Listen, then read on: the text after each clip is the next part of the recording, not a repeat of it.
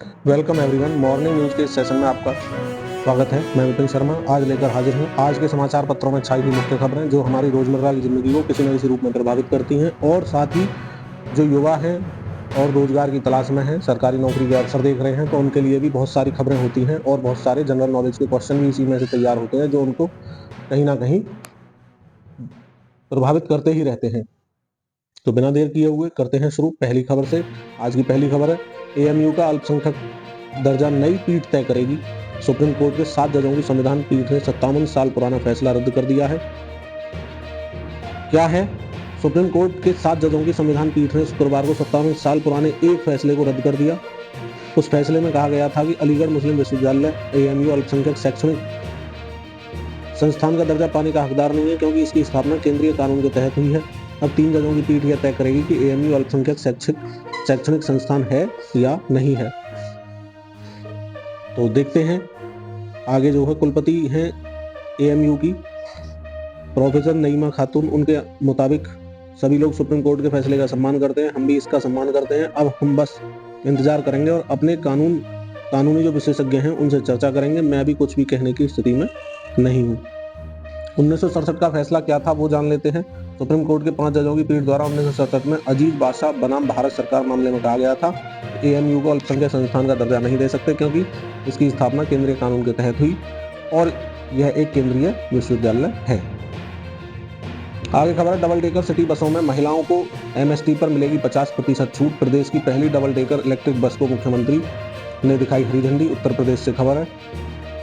इसमें क्या है, मुख्यमंत्री योगी आदित्यनाथ ने ये बातें शनिवार को double decker electric city bus के उद्घाटन के बाद आकांक्षा हाट की ओर से इंदिरा गांधी प्रतिष्ठान में आयोजित कार्यक्रम में कही। उन्होंने कहा, पर्यावरण संरक्षण की दिशा में इस बस की शुरुआत महत्वपूर्ण कदम है। यह प्रदूषण कम करने में सहायक सिद्ध होगी। अन्य शहरों में भी चलेंगी बसें, इसी तरह की इलेक्ट्रिक बसें। उन्होंने कहा, आने वाले समय में प्रदेश के दूसरे प्रमुख शहरों में भी इस तरह की डबल डेकर बसें जो है वो चलाई जाएंगी। यहाँ पर हिंदुजा ग्रुप इलेक्ट्रिक व्हीकल का प्लांट भी लगा रहा है। मुख्यमंत्री ने कहा कि उत्तर प्रदेश में स्थानीय कला और सेल्फ हस्तशिल्प को बढ़ावा देने के लिए सरकार काम कर रही है। इसके जरिए यहाँ के कारीगरों को रोजगार मिलने के भी मौके मिल रहे हैं। आगे खबर है, छात्र पीछे हटने को तैयार नहीं, आयोग पर निर्णय वापस लेने का बढ़ा दबाव। पीसीएस व आरओ परीक्षा एक दिन में कराने व नॉर्मलाइजेशन रद्द करने के बाद ही मानेंगे। पीसीएस और आरओ प्रारंभिक परीक्षा 2 दिन कराने और नॉर्मलाइजेशन यानी मानकीकरण के विरोध में अभ्यर्थी सोमवार से उत्तर प्रदेश लोक सेवा आयोग के सामने धरने पर बैठेंगे। अभ्यर्थियों का कहना है कि पहले की भांति एक ही दिन में परीक्षा कराए और नॉर्मलाइजेशन निरस्त करने का आयोग से नोटिस लेकर ही हटेंगे। धरना सुबह 11 बजे शुरू होगा। न्यायालय होगा आखिरी विकल्प, अभ्यर्थियों ने कहा। सुप्रीम कोर्ट ने आदेश स्पष्ट कहा है कि भर्ती के बीच में नियम नहीं बदले जा सकते हैं। अभी कल परसों का सुप्रीम कोर्ट का निर्णय आया था। अभ्यर्थी पहले आयोग के अध्यक्ष और सचिव के साथ अपनी बात रखेंगे, वहां सुनवाई नहीं हुई तो अभ्यर्थी गार्जियन के रूप में सीधे मुख्यमंत्री को समस्या बताएंगे। कहीं सुनवाई नहीं हुई तो आखिरी विकल्प न्यायालय का ही होगा। अभ्यर्थियों के मुताबिक मानकीकरण के नुकसान है। आयोग ने जो है सिर्फ परसेंटाइल का स्कोर पर फार्मूला सार्वजनिक किया। मानकीकरण कैसे होगा यह स्पष्ट नहीं किया गया। एक परीक्षा के लिए सामान्य अध्ययन के 2 अलग अलग पेपर होंगे। यह कैसे तय होगा कि सामान्य अध्ययन का कोई भी सवाल किसके लिए कठिन और किसके लिए आसान है? नॉर्मलाइजेशन के फॉर्मूले के अनुसार जिस शिफ्ट में उपस्थित अभ्यर्थियों की संख्या कम होगी वहां परसेंटाइल स्कोर उच्च होगा। ऐसे में नॉर्मलाइजेशन के किस फॉर्मूले के तहत एक समान मूल्यांकन संभव है? इसी तरह की परेशानियां हैं। देखते हैं क्या होता है इस पर। डीएलएड के 12वीं पास को प्रवेश के विरुद्ध अपील की अनुमति। पीएनबी के अपील के शासन से अनुमति का था इंतजार पीएनबी को। डिप्लोमा इन एलिमेंट्री एजुकेशन में 12वीं पास अभ्यर्थियों को भी प्रवेश के हाई कोर्ट के आदेश के कारण स्नातक योग्यता के आधार पर लिए गए आवेदन के क्रम में काउंसलिंग अटकी हुई है। उत्तर प्रदेश परीक्षा नियामक प्राधिकारी पीएनपी की ओर से स्नातक योग्यता के आधार पर 22 अक्टूबर तक आवेदन लिए, जिसमें 2,78,783 अभ्यर्थियों ने फाइनल प्रिंट आउट लेकर आवेदन प्रक्रिया पूर्ण की है। हाई कोर्ट के आदेश के विरुद्ध अपील में जाने के लिए उत्तर प्रदेश परीक्षा नियामक प्राधिकारी सचिव अनिल भूषण चतुर्वेदी ने शासन से अनुमति मांगी थी, जो मिल गई है और अपील में जाने पर स्थगन आदेश मिलने पर काउंसलिंग की समय सारणी जारी कर दी जाएगी। आगे है, निष्पक्ष रहने के लिए नास्तिक होना जरूरी नहीं। डीवाई चंद्रचूड़ जी सुप्रीम कोर्ट के पूर्व न्यायाधीश हैं, अभी तो वर्तमान में है ही, कल इनका कार्यकाल समाप्त हो रहा है। सुप्रीम कोर्ट के मुख्य न्यायाधीश डीवाई चंद्रचूड़ ने शनिवार को न्यायपालिका के भीतर नियुक्तियों के मामले में सुप्रीम कोर्ट द्वारा न्यायिक शक्तियों के उपयोग में संयम के महत्व पर जोर दिया। उन्होंने इस धारणा को भी खारिज किया कि जजों को निष्पक्ष बने रहने के लिए नास्तिक होना चाहिए। देश की आधी आबादी जो युवा महिलाओं के पास न काम न कौशल। सांख्यिकी व कार्यक्रम क्रियान्वयन मंत्रालय की रिपोर्ट में खुलासा हुआ 44.6% महिला देश की किसी भी उत्पादक गतिविधि में अपना योगदान नहीं दे रही हैं। 15 से 29 आयु वर्ग का डाटा पर आधारित है ये रिपोर्ट। 8% पुरुष युवा उत्पादक गतिविधि में शामिल नहीं है। 15 से 29 आयु वर्ग में भारत में सबसे ज्यादा युवा है। इस वर्ग में 38 करोड़ की आबादी है। क्या हो सकता है कारण? शिक्षा में भेदभाव का असर। विशेषज्ञों के अनुसार यह रिपोर्ट दर्शाता है कि अब भी शिक्षा में महिलाओं के साथ भेदभाव की खाई गहरी है। यदि वे शिक्षित नहीं होंगी तो उनके अगले चरणों प्रशिक्षण और रोजगार में भी पीछे रहेंगे। 8 और 44% की खाई दर्शाती है इसी चीज को। ऊर्जा से भरपूर देश की युवा आबादी के बड़े हिस्से के पास न तो काम है, न ही वह खुद को निखार रहे हैं। सांख्यिकी मंत्रालय की एक रिपोर्ट के मुताबिक 15 से 29 आयु वर्ग में 46% महिलाओं के पास कोई काम नहीं है। वो कुछ ऐसा कर भी नहीं रही जिससे हुनरमंद या आत्मनिर्भर बन सके। इस आयु वर्ग में 8% पुरुषों का भी यही हाल है।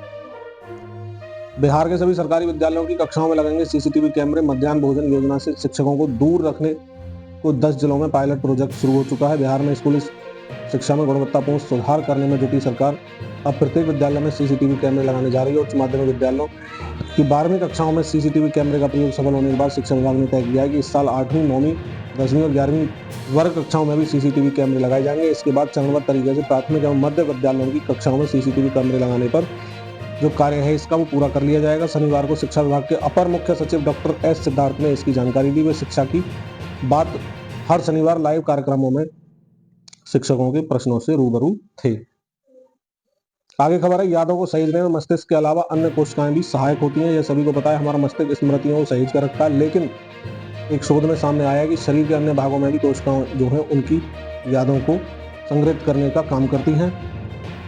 इससे यह समझने के नए विकल्प खुले हैं कि स्मृति कैसे काम करती है। साथ ही सीखने की जो क्षमता है उसे बढ़ाने और स्मृति संबंधी विकारों के इलाज को लेकर नई उम्मीदें भी जगी हैं।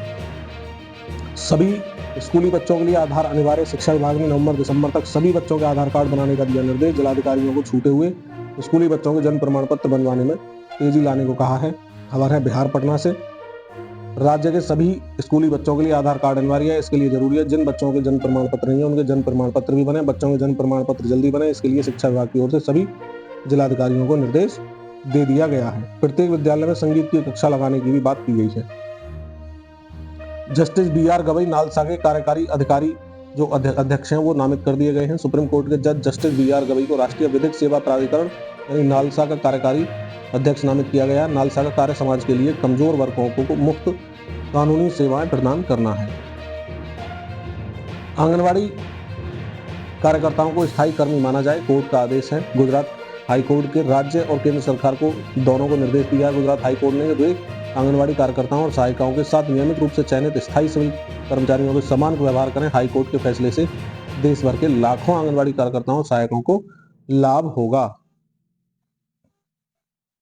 आगे है आपके बोर्ड परीक्षा की पुनरीक्षित पारिश्रमिक दरें 2025 से ही लागू होंगी। संशोधित आदेश जारी कर दिया गया है। यूपी बोर्ड की हाई स्कूल और इंटरमीडिएट परीक्षाओं के लिए पारिश्रमिक दरों में पिछले महीने शासन ने वृद्धि की है। इसे लेकर शनिवार को जारी स्पष्टीकरण में शासन ने कहा यह दरें वित्तीय वर्ष 2025-26 के लिए नहीं बल्कि वर्ष 2025 से ही प्रभावी हो जाएंगी, क्योंकि बोर्ड की परीक्षा मार्च में फरवरी मार्च में होती है और ये सेशन जो चल रहा है 24-25 का चल रहा है। तो 2024-25 को मद्देनजर रखते हुए इसी सेशन में जो बोर्ड की कॉपियां होंगी उन्हें चेक करने पर जो पारिश्रमिक होगा बढ़ा हुआ ही मिलेगा। नए सत्र से कक्षा 3 में पढ़ाई जाएंगी एनसीईआरटी की पुस्तकें। आपको बता दें इस चैनल पर आपको रोजाना एनसीईआरटी मैथ्स का भी सॉल्यूशन चल रहा है, तो वो सॉल्यूशन मिलता है जो आपकी सभी परीक्षाओं के लिए भी सहायक होगा और एकेडमिक क्लास के लिए तो वो फायदेमंद होता ही होता है। बड़े मन से हमारे द्वारा पढ़ाया जा रहा है। अगर आपने अब तक वीडियो नहीं देखी है तो जाकर के देखें और अपना लाभ लें, औरों को भी इससे रूबरू कराएं। आगे खबर है, प्रदेश में राष्ट्रीय शिक्षा नीति 2020 को प्रभावी बनाने में जुटा बेसिक शिक्षा विभाग। शैक्षिक सत्र 2025-26 से कक्षा 3 में ही राष्ट्रीय शैक्षिक अनुसंधान और प्रशिक्षण परिषद एनसीईआरटी की पुस्तकों से पढ़ाई कराएगा। इसमें स्थानीय स्तर पर क्षेत्रीय भाषाओं और बोलियों को भी शामिल किया जाएगा। राष्ट्रीय शैक्षिक अनुसंधान एवं प्रशिक्षण परिषद एनसीईआरटी ने इसकी तैयारी भी शुरू कर दी है और एनसीईआरटी ने शुरू की तैयारी में जो पुस्तकें हैं उनमें 15% तक का संशोधन भी किया है। युवाओं के लिए जो बेरोजगार हैं बहुत अच्छी खबर निकल कर आ रही है। लेखपाल भर्ती जल्दी शुरू होने की उम्मीद है।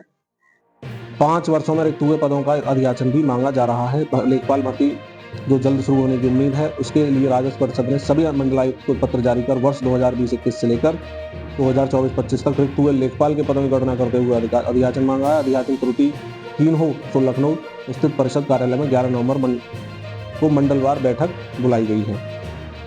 देखते हैं कितनी जल्दी ये विज्ञापन आता है और फिर भर्ती प्रक्रिया पूर्ण होती है।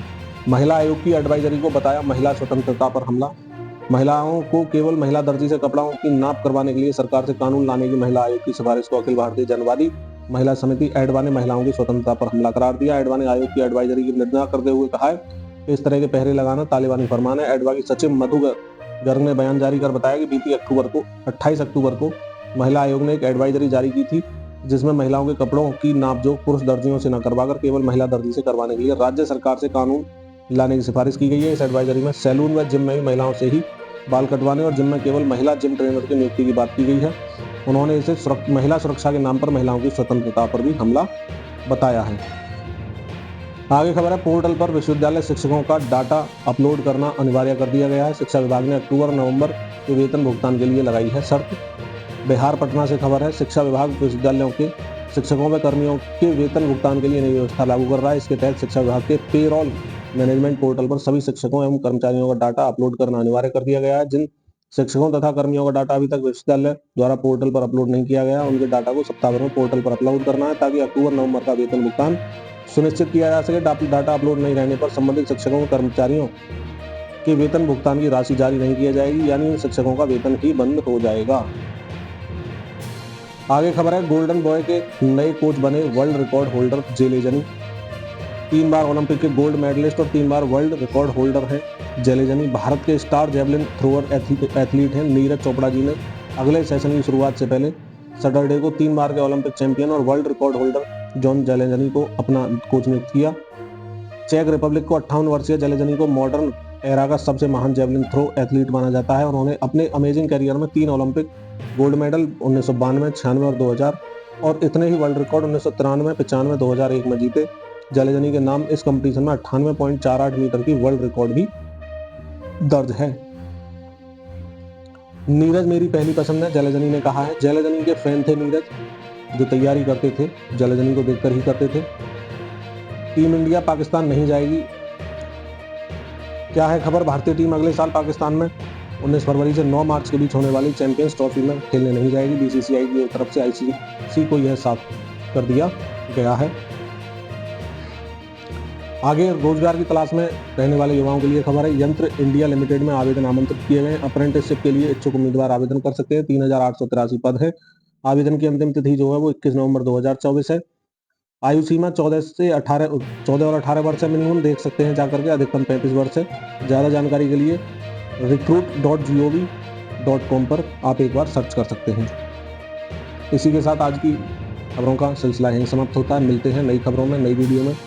मैं अपनी बात को यहीं पर एंड करता हूं और साथ ही मैं आपको याद दिला दूं, अगर वीडियो लाइक नहीं किया तो लाइक कर लें, चैनल को सब्सक्राइब कर लें, सभी के साथ शेयर कर दें, जिससे कि सभी के लिए इसकी पहुंच हो सके। जय हिंद, जय भारत, वंदे मातरम।